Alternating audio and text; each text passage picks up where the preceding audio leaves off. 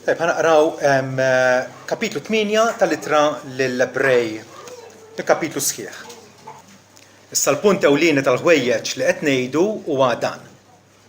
Għandna it-tali sommu saċerdot li poġġa fuq l-emenija tat-tron tal-Majestà fis-Smawiet.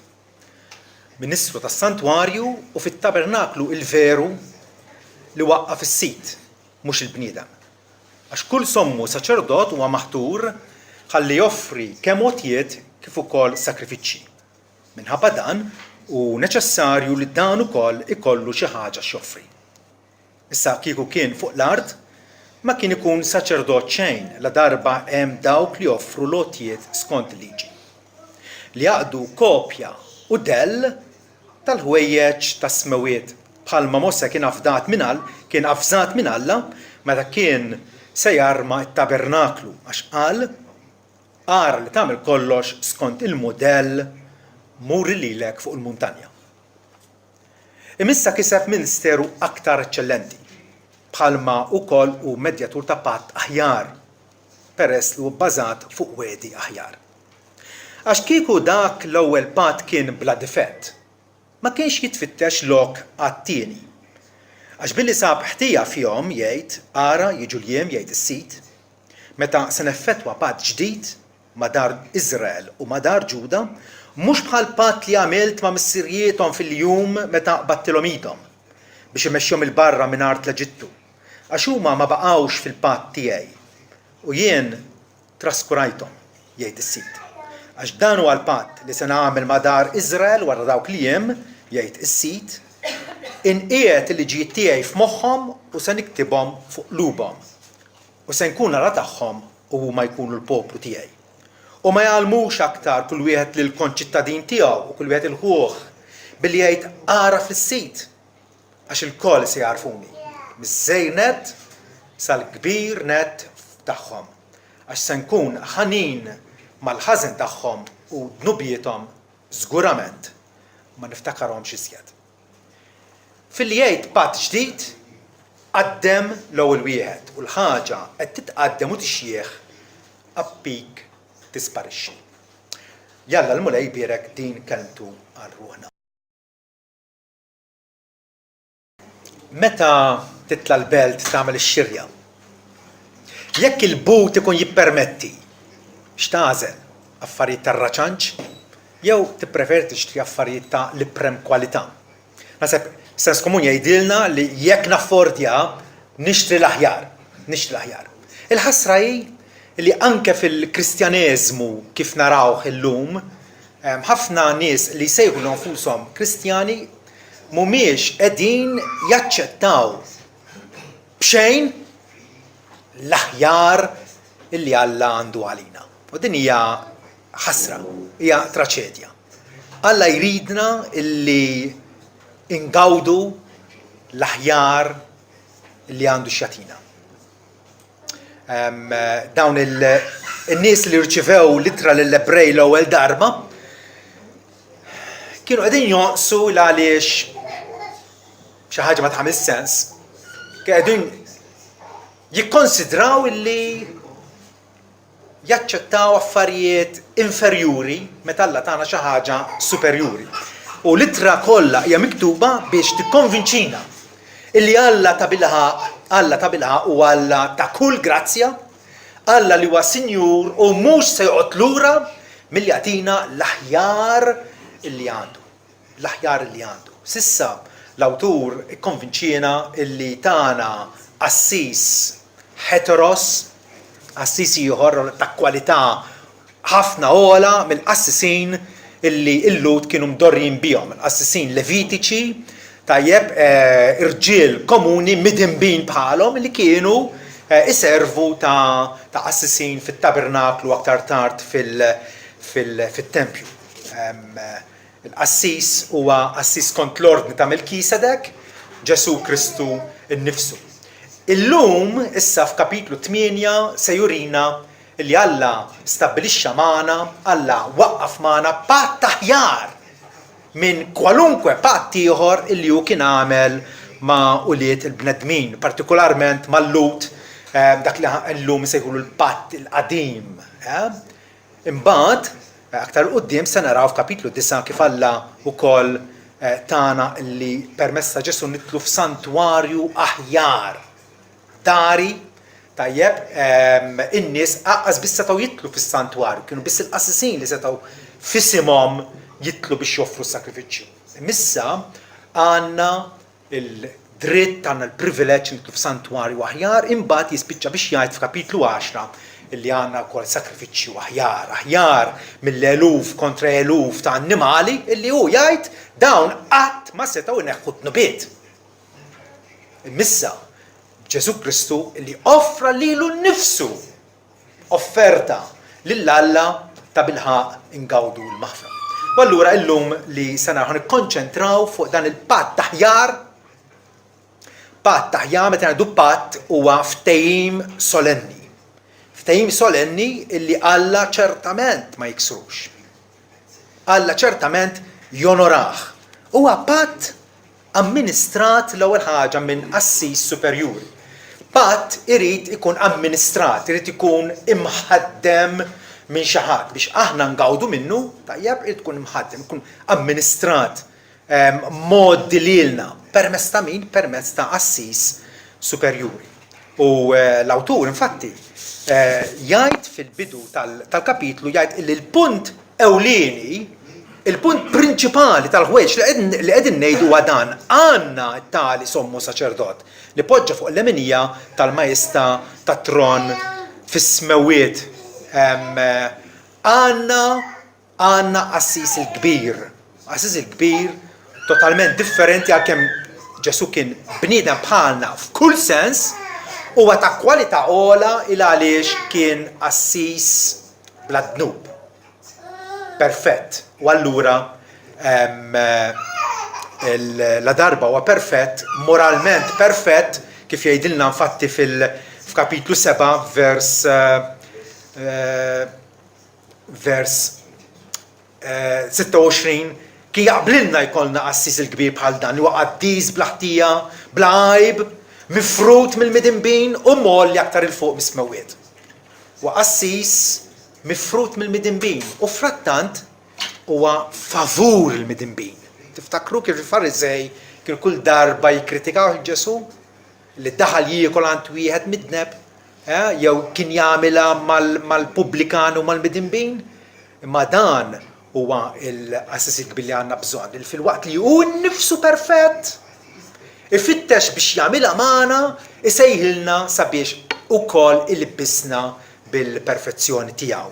U allura l-awtur qed jenfasizza li la darba għandna assis perfett ma tagħmilx sens illi nfittxu assisin oħrajn huma min huma.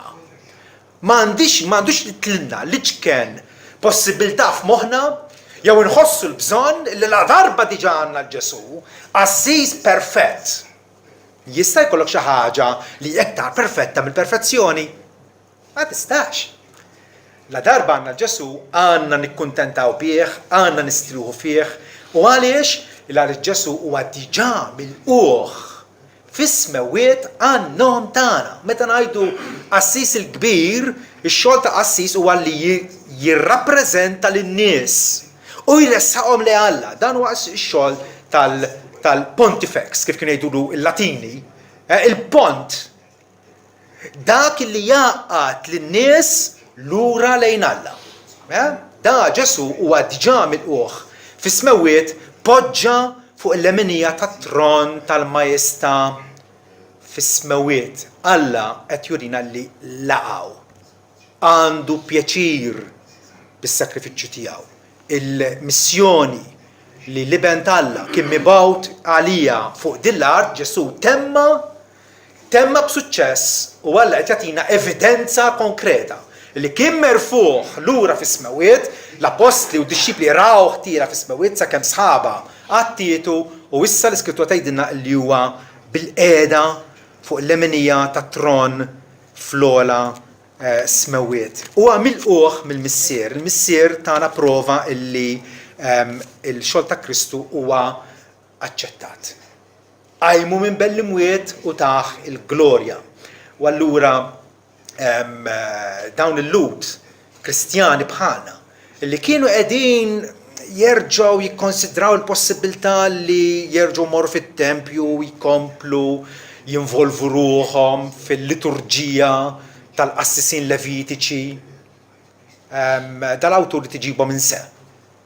U jġib lilna wkoll is-sudati illi isma' Ġesu mhux biss temm ix-xogħol saċerdotali tiegħu, mhux biss offra lil nifsu sakrifiċċju għal maħfra tagħna, imissa huwa mill-qiegħ mill-missier huwa bil-qiegħda fis-smawiet.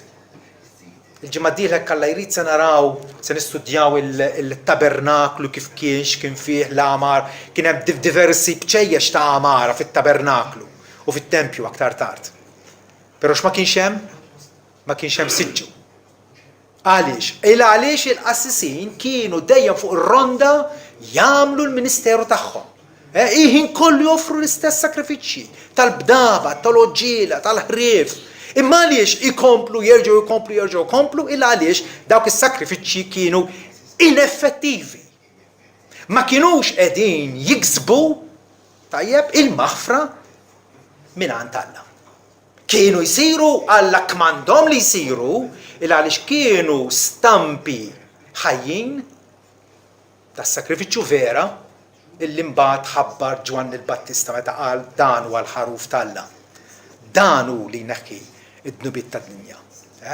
Huwa sakrifiċċju illi Abraham meta kien se joffri lil Iżak imbagħad qatel il-bodbot minn floku, semma l-post Jahwe Jire. Il-mulej għad jipprovdi. Fuq il-muntanja tal-mulej għad ikun provdut.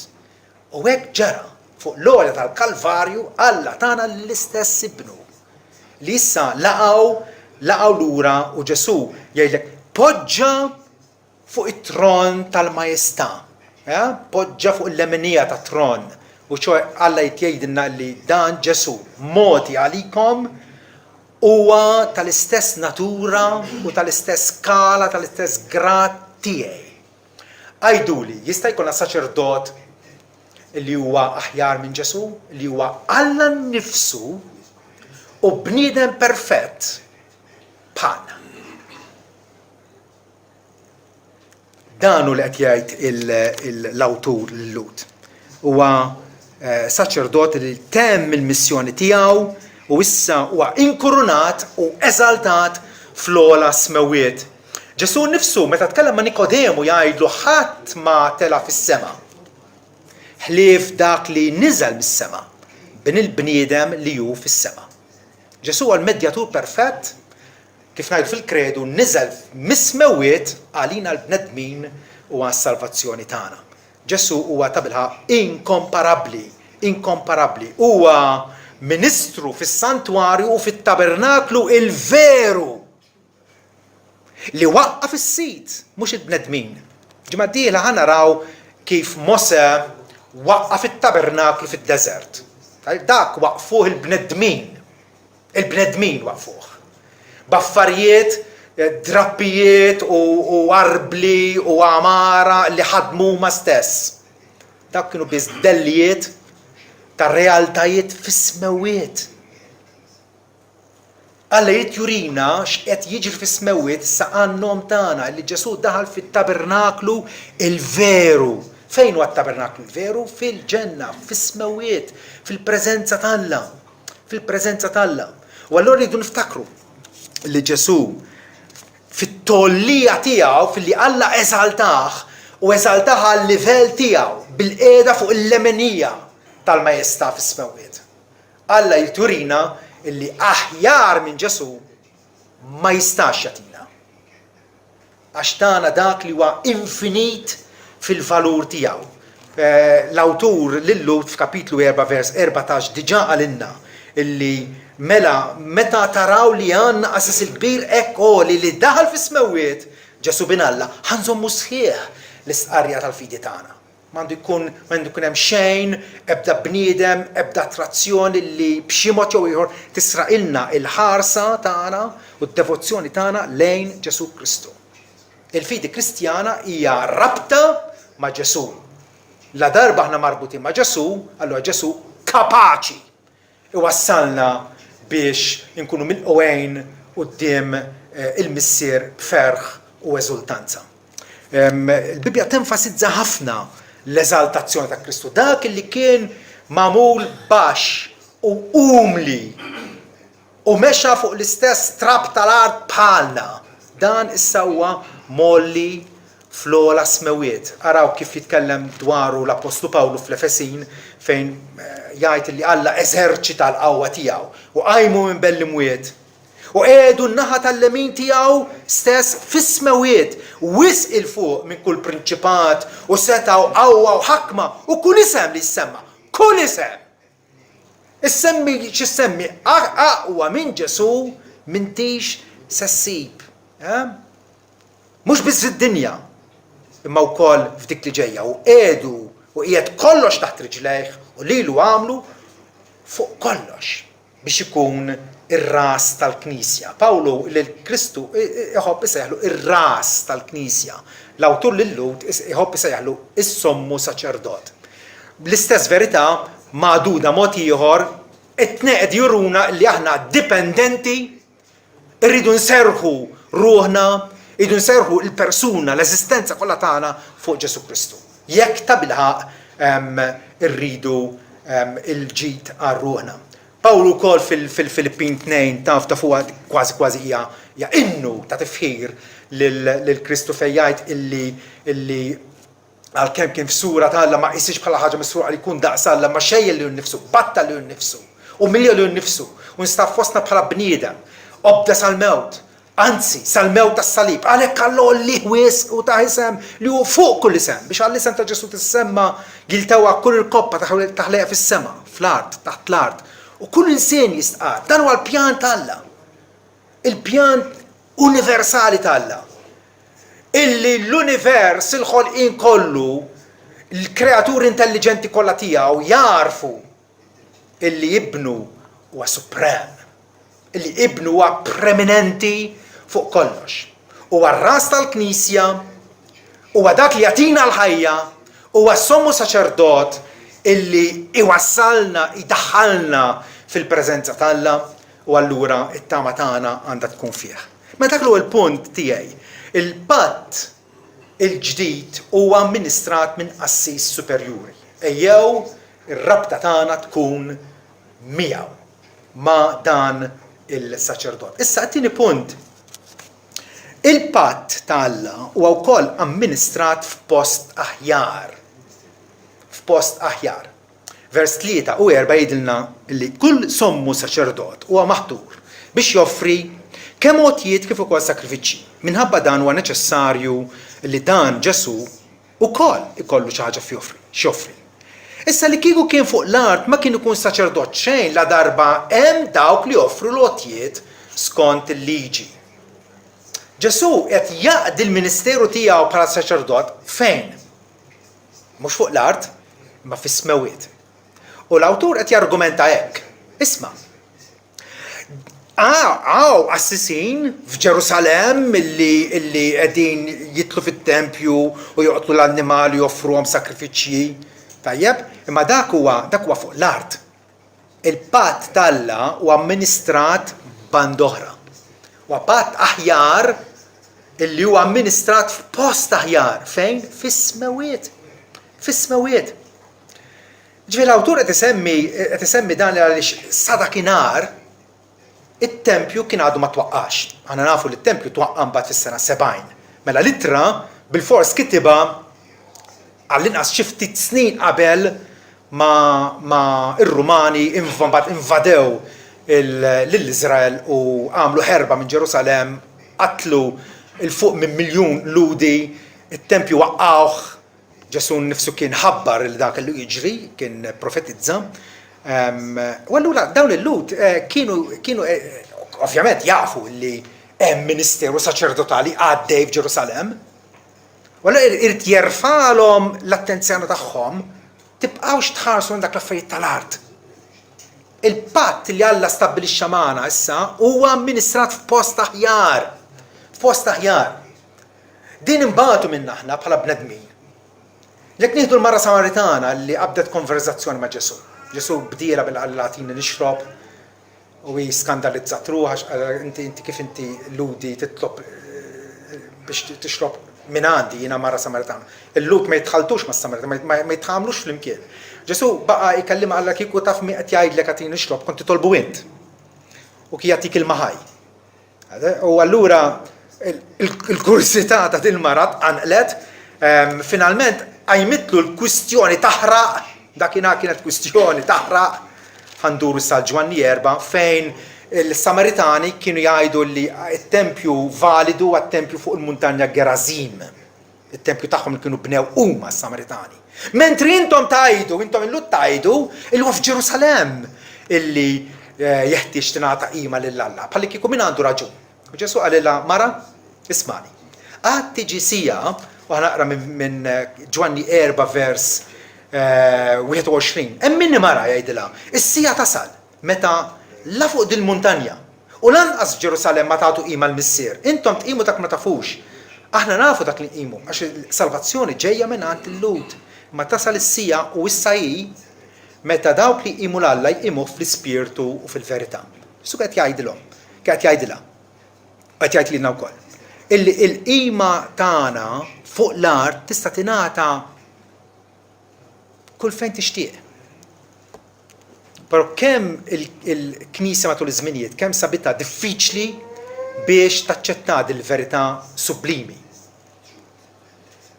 X'jiġri ġara illi matul is-sekli il-fissazzjoni tal-Kristjaneżmu kien li jinbnew katedrali kbar, katedrali grandjużi, magnifiċenti, enormi, wieħed jaqliba lill-ieħor ta' Rims aħjar minn ta' Pariġi, ta' Pariġi aħjar minn ta' Sevilla, u kollha jikkompetu flimkien għax f'moħħhom Alla jgħammar f'tempju fuq l-art. Dik il-mentalità tat-Testament il-qadim. Mentru Stefnu diġà kien wissa lill-Lut illi Alla ma jgħammarx f'tempji magħmulin blidejn. U dejjem ma vvintajx hu jekk jogħġbok. Imma kwotalhom ukoll il-profeta Eżajija. Mill-Bibja tagħhom stess Alla ma jgħammarx f'tempji magħmulin blidejn. Atti 7 vers 48. Alla l-ola ma jgħammarx f'tempji magħmulin blidejn bħalma jgħid il-profeta is-sema huwa t-tron tiegħi. L-art hija mirfes jew banketta r-riġlejja. Liema dar tibnuli, jgħid il-mulej, jew liema hu l-lok, il-post tal-mistrieħ tiegħi. Mhux idi jagħmel dar ħwejjex kollha. Alla jiġbdilha attenzjoni l-kwiekeb tas-sema, l-univers kien, mhux idi jagħmel dar. Alla tippretendu li jiena nammar f'tempju magnifiċenti kemm hu magnifiċenti, u sabiħ kemm hu sabiħ, u kbir kemm hu kbir, illa ma tistax tirrestrinġih ġo binja fuq l-art. Alla kif għalmuna meta konna ċkejknin il-katekisti. Alla fejn jinsab? Fis-sema, fl-art u kullimkien. U din hija l-fema li rridu nżommu f'moħħna. Alla jinsab kullimkien għax huwa infinit, il-preżenza tiegħu hija kullimkien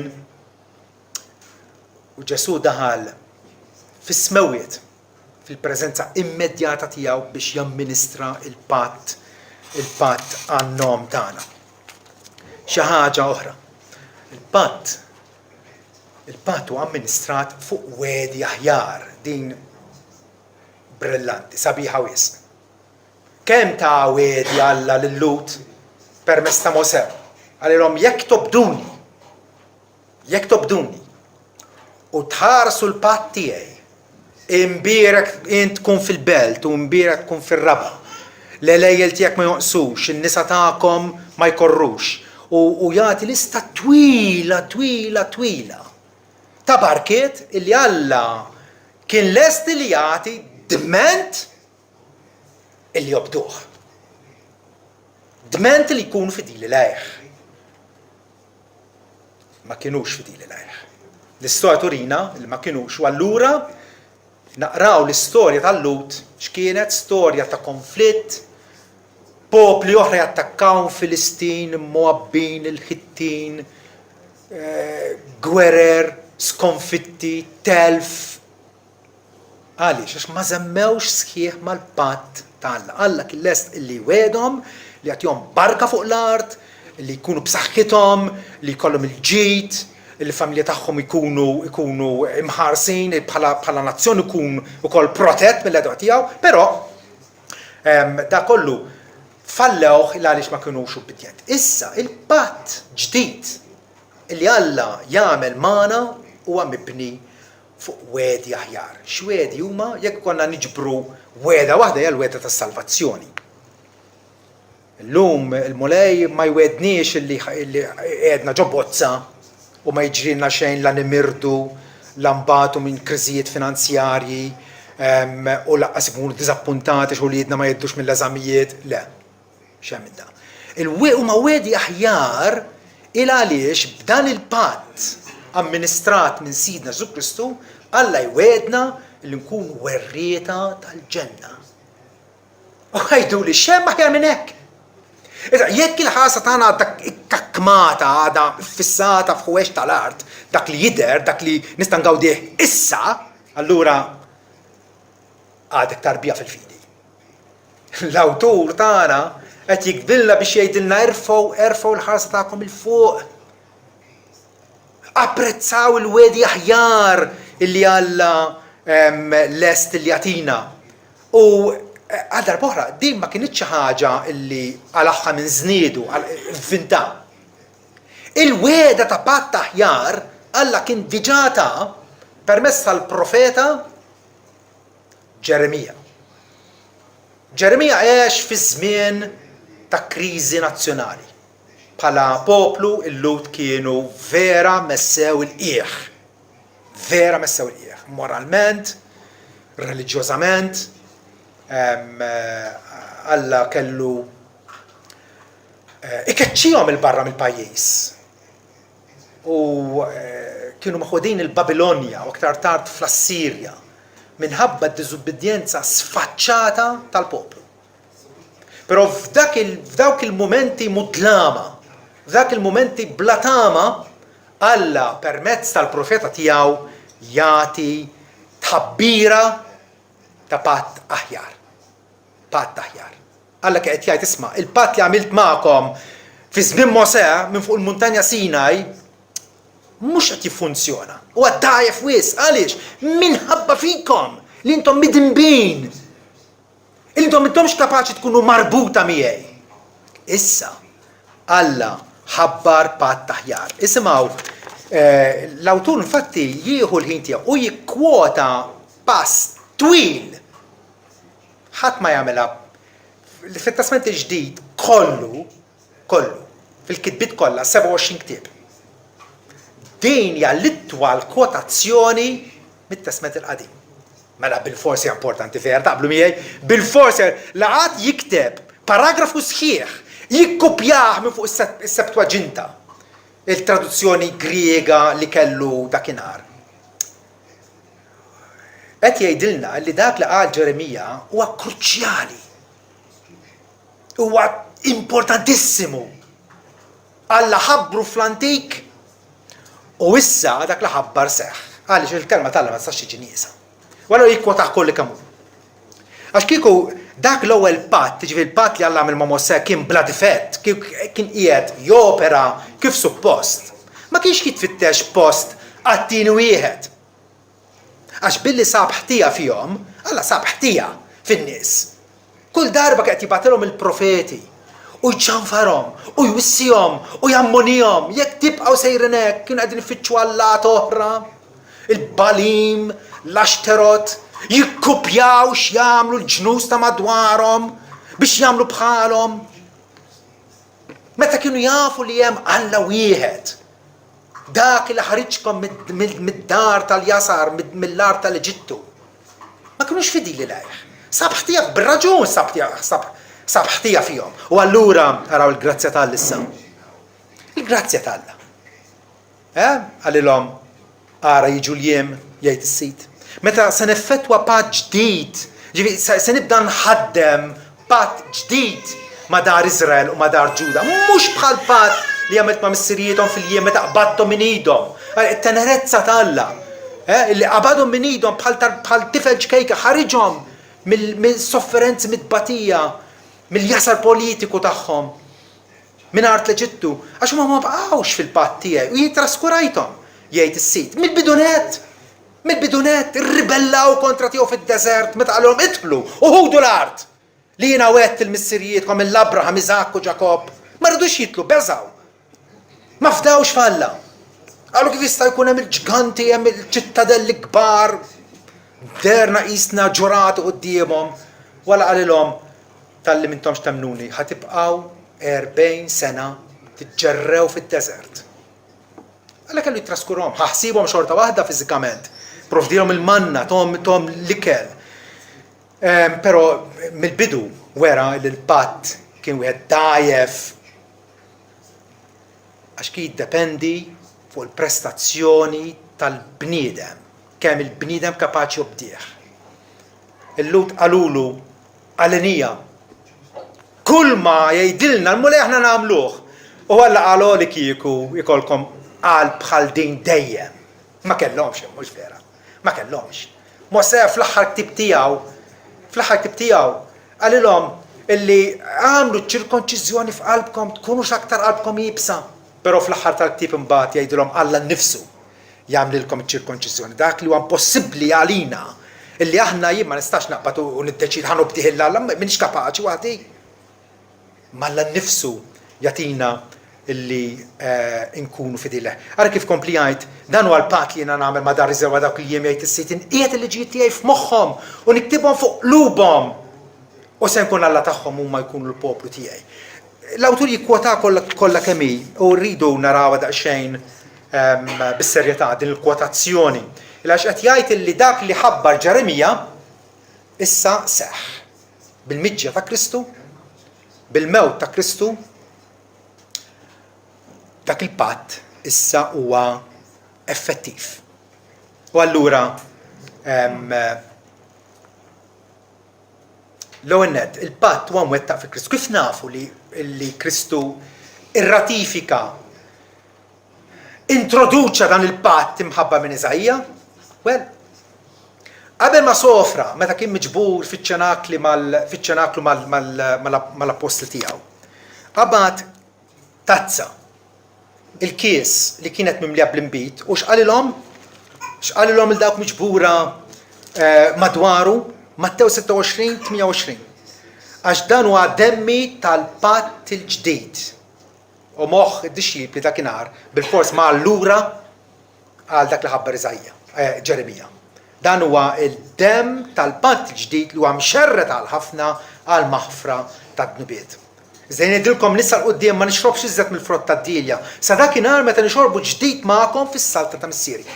Ġesu qed jgħid effettivament dan il-patt li jassigura l-maħfra tad-dnubiet, intom ukoll assigurati li ħadkunu miegħi fis-saltna Talla għax nerġa' nixorbu ġdid magħkom, smajtuha, magħkom fis-salta ta' missieri. Huwa patt li ma jistax ifalli. Allura il-Knisja, kull min jemmen fi Kristu, illum, kull min jemmen fi Kristu, minn kull pajjiż, minn kull ġens, minn kull tribù, vera? Dana jifforma Iżrael il-ġdid, ħansejħulu hekk. Iżrael il-ġdid. L-awtur jikkwota jgħid ara jiġu l-jiem jgħid is-Sid meta se neffettwa patt ġdid ma' dar Iżrael u ma' dar Ġuda. U inti taħseb mela malluda. Imma qed jikkwotah bħala li seħħ fil-ġurnata tal-lum. Permezz ta' Kristu. U allura il-Knisja hija l-Iżrael il-ġdid. Pawlu isejjaħ lil-fidili, il-dawk li jemnu fi Kristu bħala nisel Abraham u werrieta skont il-weda. Iżrael il-ġdid. B'dan il-patt ġdid Alla allura qiegħed iwiegħed diversi affarijiet. Qed iwiegħed l-ewwel nett il-grazzja tiegħu. Il-grazzja tiegħu. Alla mhux qed jitratta magħna skont kif nimmeritaw. Mhux qed jitratta magħna skont kif ħaqna. Kieku jifħaqna. L-ar ħaġa se tolbu l-Alla huwa li tajlu għatini dak l-ħaqni. L-ar ħaġa se titolbu. L-aħjar ħaġa se titolbu mulej imxi miegħi skont il-grazzja għanja tiegħek. In-nies tal-Alla għarfu illi il-qagħda tagħhom quddiem Alla tiddependi biss fuq il-ħnina tiegħu. U Alla jwiegħda din il-grazzja. Mhux bħal patt li għamilt ma' missirjietom fil-jum meta qbadt idhom biex imexxihom il-barra mill-art tal-Eġittu. Mhux talli farfar u nesa kollox mal-bnedmin Alla, meta ra li l-patt tiegħu ma kienx qiegħed jiġi onorat min-nies. Mhux talli ċeda kollox, imma qal ħanagħmel xi ħaġa aħjar. Patt aħjar, din hija l-grazzja tal-Alla, illi bija jagħtina wkoll għada ġusta qudiemu, għada ġusta. Pawlu wkoll fil-ittra tiegħu lill-tieni ittra lill-Korintin joħloq kontrast bejn il-patt il-qadim u l-ġdid. 2 Korintin 3 vers 7 jgħidilna li jekk il-Ministeru tal-Mewt miktub u minqux fil-ġebel, tafu li l-10 kmandamenti Alla tagħmlu minquxin jew miktubin b'sebgħu fuq żewġ twavel tal-ġebel. U Mose niżilhom lil Lut u għalihom dan huwa l-patt li Alla jridkom tonoraw. Ma jekk il-Ministeru tal-Mewt miktub u minqux fil-ġebel sar hekk glorjuż li wlied Iżrael ma kinux jistgħu ħarsu lejn wiċċ Mose minħabba l-glorja ta' wiċċu. Wiċċu qed jixel. Kien għadu kif niżem il-preżenza tal-Alla fuq il-muntanja. Mose ma kienx jaf u n-nies ħarbu minnu beżgħu. Xirraw l-wiċċu qed jixel. Kien patt glorjuż, patt tajjeb, sabiħ. U allura kif ma jkunx aktar glorjuż il-Ministeru tal-Ispirtu? Issa li Alla tagħna patt aħjar, kemm hu aktar glorjuż, kemm hu aktar brillanti. Għax hekk il-Ministeru tal-Kundanna kien ta' glorja, u vera meta Alla tagħna l-10 kmandamenti f'ċertu sens kien qed jikkundannana, kien qed jurina kemm aħna ta' bil-ħaq midinbin. Il-Lut kienu esperti fil-juru kemm huma ta' bil-ħaq midinbin. Għax Alla kellimhom direttament, tom il-liġi direttament, ma kinux pagani. U frattant, kontra t-tarif aħjar li kellhom, ma bdewx il-Alla. Mistaqlu u Ministeru ta' kundanna, u allura dan il-patt il-ġdid jisboq, jgħaddi, huwa aktar eċċellenti fil-glorja. Għax ukoll dak li kien glorifikat ma kellux glorja f'dil ħaġa minħabba l-glorja illi tgħaddih. Għax jekk dak li jgħaddi kien glorjuż, kemm aktar dak li jibqa' se jkun glorjuż. Għaliex huwa glorjuż il-patt il-ġdid il għaliex Alla jiddikjarana ġusti qudiemu. Alla jilliberana minn kull ħtija, minn kull kundanna. Mhux hekk biss, imma Alla wkoll jagħtina bidla fil-qalb. Bidla fil-qalb. Meta tagħla 10 kmandamenti lil Lut, għalilhom obdu il-kmandamenti tiegħi u tgħixu. Kemm il-darba jirrepetija. Dejja l-liġi li jekk wieħed jagħmilha jgħix. Teoretikament hekk hu, però ovvjament ħadd ma jista' jilħaq dak il-livell ta' ubbidjenza perfetta. Issa allura Alla fil-patt ġdid jagħtina bidla fil-qalb. Vers 10.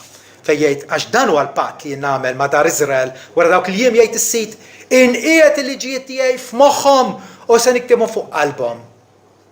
Kemm hu differenti da milli jkollok poster bl-10 kmandamenti u tgħid nixtieq nobdija, imma mbagħad toħroġ hemm barra, tmur fuq ix-xogħol tinsa kollox u tagħmel fattik u tkun ribellus u titkellem ħażin u tidej u tikdeb u tgħir u tobot. Tafhom il-kmandamenti, imma qegħdin waħlin mal-ħajt kemm hu differenti jkunu f'qalbek. Dak li għandna bżonn. Huwa patt superjuri u żgur li huwa patt superjuri. Niktibhom fi qlubhom. Alla jagħtina mhux biss ir-rieda ma wkoll ix-xewqa ardenti, ix-xewqa entużjasta li rridu nobduh il-Alla, mhux biex insalvaw. Diġà salvati, diġà maħfurin. Irrid nobdih għax Alla tant huwa mħabba. Tant kien ħanin miegħi. Il-liġi sedet biss tiddikjara l-istandard, dan huwa l-istandard ta' Alla l-istandard tal-qdusija tiegħu, però l-liġi ma pprovdiex il-qawwa meħtieġ għall-ubbidjenza. Alla tom liġi esterna. Liġi miktuba fuq il-ġebel. Imma hija biss il-grazzja li tiggarantixxi it-trasformazzjoni fir-ruħ, il-bidla radikali mill-qiegħ fir-ruħ tagħna. 2 Korintin 3:18 Pawlet illi aħna l-koll, ġifieri l-Kristjani kollha kemm huma, b'wiċċna mikxuf, issa mhux bħal Mosè li kellu jagħmel velu qudiem għajnejh. Imissa b'wiċċna mikxuf, ċerta konfidenza. Aħna nħarsu qisu f'mera l-glorja tal-mulej. Qegħdin nitbidlu f'dik l-istess xbija minn glorja għal glorja. Bliema qawwa da? Bliema qawwa għax nagħmel xi sforzi jiena, rrid nagħmel sforz ta' bilħaq. Imma fl-aħħar mill-aħħar ninbidlu minn glorja għal glorja qisu bl-Ispirtu tal-mulej u għall-Ispirtu Santu. Li jagħmar fina li jagħtina l-kapaċità, jagħtina l-qawwa biex nobduh il-Alla. Għalhekk Alla mhux biss jgħidilna x'irid minna, imma wkoll jikkawżana biex nobduh. Jikkawżana biex nobduh. Rumani 8 ta' fuq bl-amment u ġvera għalhekk issa m'hemm ebda kundanna għal dawk ma fi Kristu Ġesu. Alla jrid jassigurana, intom ħelsin. Il-liġi ma tistax miskom. Ma tistax kundannakom. M'hemm ebda kundanna għal dawk ma fi Kristu Ġesu. Għax il-liġi tal-Ispirtu tal-ħajja liberatek mill-liġi tad-dnub u tal-mewt. Għax dak li kien impossibbli għalina. Alla għamlu fil-libat il-liben waħdini tiegħu. F'sura ta' għamla tal-laħam u għad-dnub, ikkundanna d-dnub fil-ġisem. Biex ir-rekwiżiti tal-liġi, dak li Alla jiddomanda minna bħala l-liġi tiegħu, iseħħu fina. Aħna li ma nimxux skont il-liġi, aħna li ma nimxux skont il-laħam, skużawni, imma skont l-Ispirtu. Issa il-Kristjan għandhom orjentazzjoni ġdida, għandhom ġibda ġdida, għandhom qawwa ġdida, li bija kapaċi ta' bilħaq jobdu lil Alla. Dan il-patt ma jistax ifalli. Dawk kollha li Alla iwellet mill-ġdid u jintroduċihom fil-patt tiegħu, Alla jżommhom. Alla iħarishom. Alla mhux hekk biss, Alla ikompli jaħdem fihom it-tajjeb. Ma nix qegħdin ngħidu li l-Kristjan mhux kapaċi jiżbalja. Mhux kapaċi jaqa'. Imma l-Kristjan jerġa' jqum, jistqar il-tijiet tiegħu, idu li Alla x'jaf li mingħajru mhux hekk. Għalhekk litra lill-Ebrej tispiċċa b'dik il-benedizzjoni sabiħa u famuża. Fejn jgħid is-salla tas-slim li reġġa' minn bellimwiet il-Sidna Ġesu. Dak ir-raj il-kbir tan-naġ bid-demm tal-patt etern. Dal-patt ta' bħalissa huwa etern għall-eternità. Jgħod ta' żmienu għall-eternità. Alla jwettaqkom f'kull emil tajjeb biex tagħmlu r-rieda tiegħu u jagħmel fikom dak li jogħġob lilu b'Ġesu Kristu. Għandna l-weda li Alla jkompli jaħdem fina. Mhux se jitraskurana, mhux se jabbandunana bħalma għamel il-Lut. U kien ħaqhom. Vera? Għamil jekk ikollna nimxu bil-ġustizzja, jekk Alla jimxi bil-ġustizzja magħna, iwarrabna imissa b'dal-patt. Alla qed iwedna mhux biss jaħfrinna, imma wkoll jagħtina xenqa biex nobduh. Jagħtina dik ir-rieda sinċira biex ta' bilħaq nkunu obbedjenti lejh. Fuq kollox b'dan il-patt Alla jagħtina t-tarif tiegħu. Wa tarif wiċċ imbuċċ, tarif permezz ta' Kristu, vers 11 jgħidilna u ma jgħalmux aktar. Ma jgħalmux aktar kull wieħed lil konċittadin tiegħu, kull wieħed il-ħuħ billi jgħid ara fis-sit. Għax huma il-koll jarfuni miż-żejnet sal-kbinet, dak kollha li huma fis-saltna talla. Huma kollha kemm huma jarfuh il-Alla. Hija weda tremenda. Li Alla iwedna lilna wliedu li narfuh. Narfu, meta tgħid narfu ġifieri ninsabu f'relazzjoni ħajja miegħu, relazzjoni ta' mħabba miegħu. Aktar minn hekk, il-climax naħseb jiena tintlaħaq ta' dal-patt fil-li Alla jwedna il-maħfra sħiħa ta' tnubiet. X'għandna bżonn aktar minn kollox, skont l-Iskrittura l-aktar bżonn urġenti tagħna nkunu maħfura. Nkunu maħfura. Tista' semmi x'issemmi. L-argument nirbaħulek. Għandek bżonn il-maħfra ta' Alla. U b'dal patt isimgħu wara xejn. Għax jien se nkun ħanin mal-ħażin tagħhom. U dnubietom żgurament ma niftakarhomx aktar.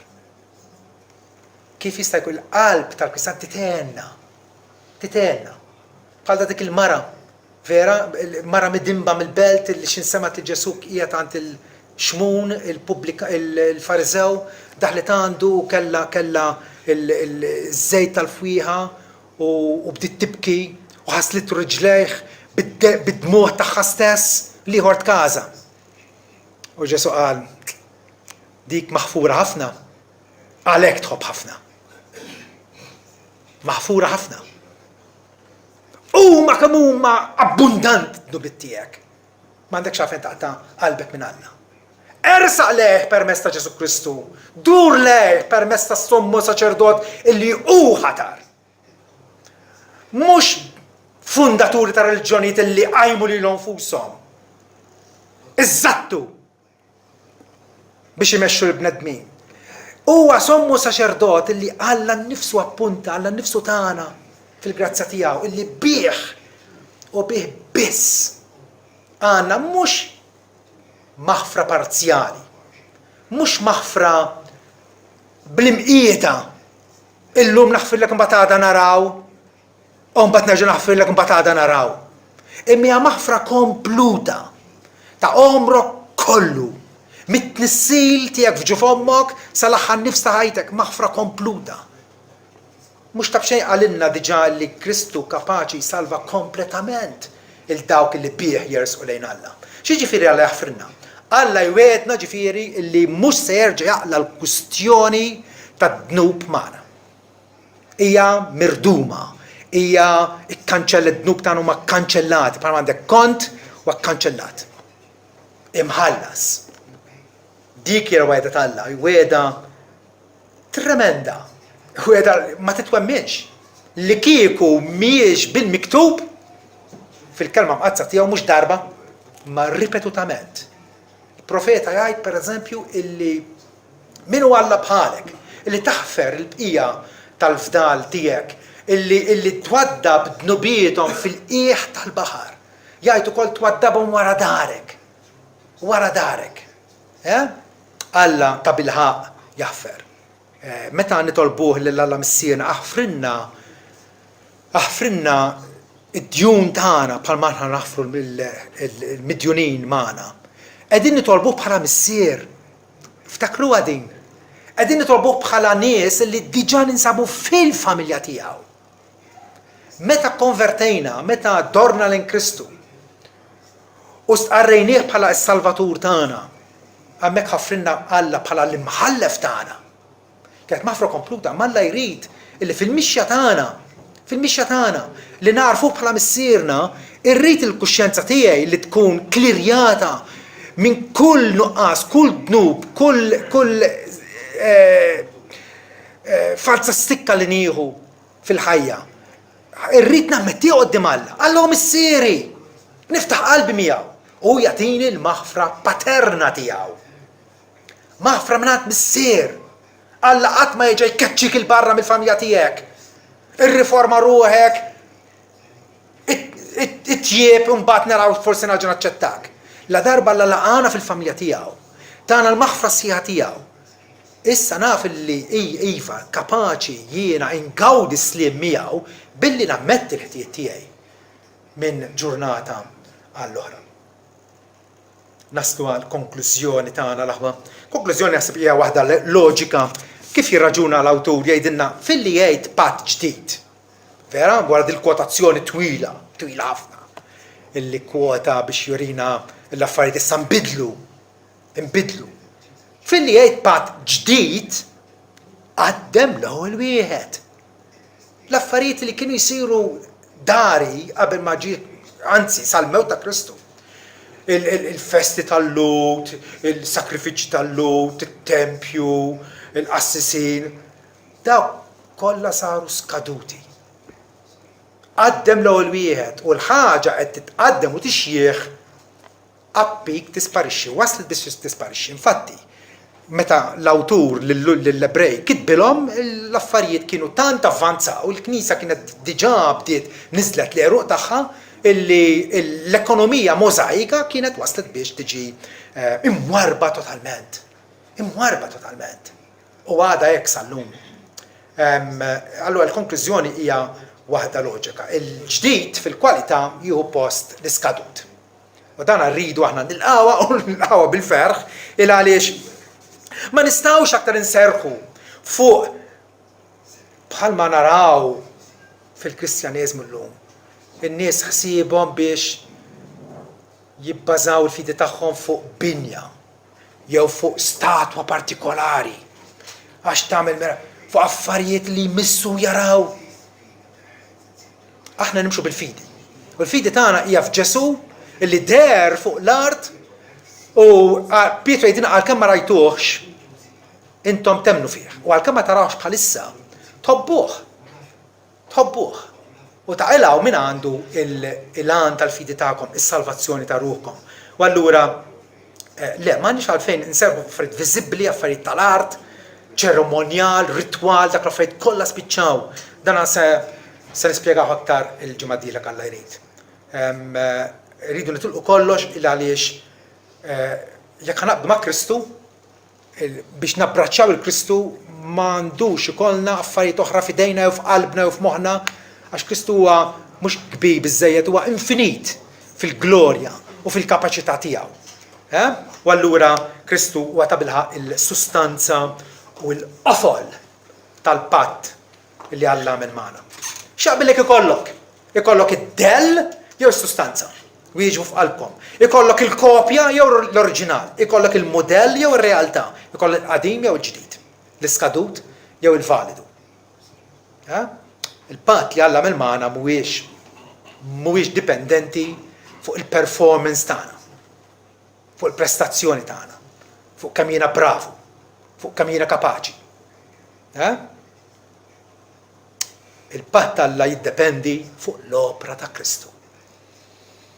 Kristu li dejjem qal jiena dejjem nagħmel ir-rieda ta' missieri. L-ikel tiegħi huwa li nagħmel ir-rieda ta' missieri u ntemm ix-xogħol li tagħni biex nagħmel. U vera temmu għaliex ftit mumenti qabel ma rad ruħu x'qal kollox mitmum tetelestaj. Il-missjoni tiegħi kompluta u kompluta b'suċċess. U allura il-patt ta' Alla mhux dipendenti fuq l-ubbidjenza tagħna, anzi huwa dipendenti fuq l-inizjattiva u l-weda ta' Alla, ma jfissirx daqshekk kif diġà rajna illi nesamel irrid. Għaliex parti mill-patt huwa li Alla jiġbidni lejh, jattirani lejh, jagħtini x-xenqa għalih. Jaħdem f'qalbi biex jiena nfittxu. U din hija l-aqwa relazzjoni illi jista' jkollna mal-Alla. Relazzjoni li tiddependi minnu illi tagħna lil Kristu imma fl-istess ħin ma jħallinix traskurati illi nagħmlu l-fettlina li xi hija relazzjoni. Hija rabta. Hija rabta. Hija rabta li Alla jassigura u jagħtina minħabba ibnu. Għax fih hemm l-iva u l-ammen għal wedi kollha ta' Alla.